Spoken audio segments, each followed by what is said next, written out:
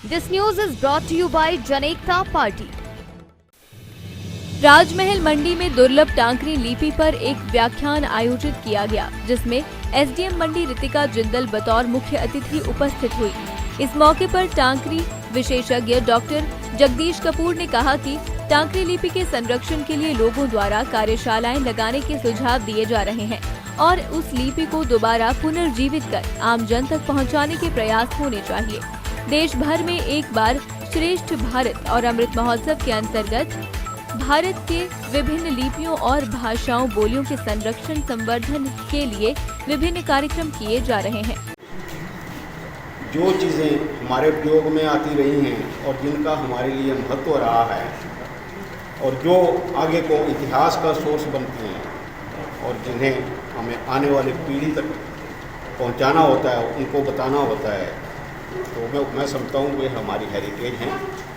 इसमें पांचों कलाएं, संगीत कला, लेखन कला, वास्तुकला और दूसरी जितनी पांचों कलाएं बताई गई हैं, लिपियां, भाषाएं, परंपराएं, संस्कृति, लोकगीत, लोकाचार, ये सभी चीज़ें जो हैं हमारी विरासत में आती हैं। विडंबना ये है कि समय की गति के साथ साथ ये चीज़ें लुप्त हो रही हैं। इसका कारण भी हम ही लोग हैं, क्योंकि जो चीज़ हम प्रयोग में नहीं लाते हैं वो धीरे धीरे लुप्त हो जाती है। तो यही हाल हमारा टांकरी लिपि के साथ हुआ। टांकरी भी हमारी विरासत है।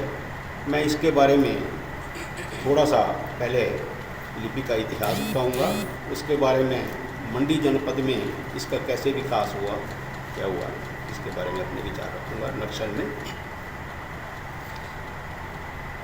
आदरणीय कि भारत में सबसे पुरानी लिपि जो है वो सिंधु घाटी की सभ्यता में पाई गई है। वहाँ की जो भी मोहरें वगैरह मिली हैं उनमें पाई गई है, परंतु आज तक उनको डिसाइफर नहीं किया गया। उसके बाद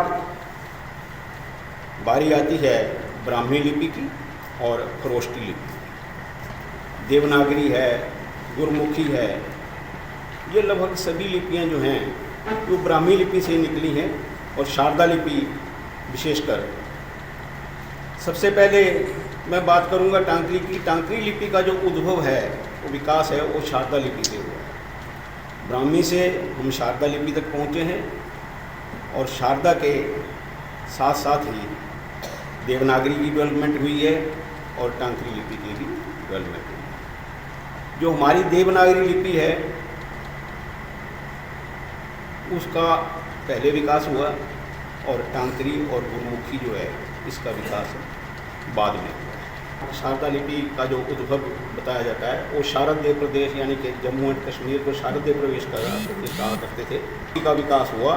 और साथ साथ ही इसमें इसी के साथ साथ ही ब्राह्मी लिपि से देवनागरी का भी विकास हुआ। दिव्य हिमाचल टीवी के लिए मंडी से विप्लव सकलानी की रिपोर्ट। लोकतंत्र के पक्षधर, अपराध रहित और देश प्रेम से प्रेरित नागरिक जन एकता पार्टी की हिमाचल प्रदेश राज्य कार्यकारिणी, जिला व खंड स्तरीय कार्यकारिणी और विधानसभा चुनावों में उम्मीदवार बनने के लिए फेसबुक आईडी anilukd7@gmail.com और janektaparty.com या मोबाइल नंबर 9758059500 पर संपर्क या मैसेज करें। राजनीतिक रुचि व योग्यता रखने वाली युवा पीढ़ी विशेष आमंत्रित है।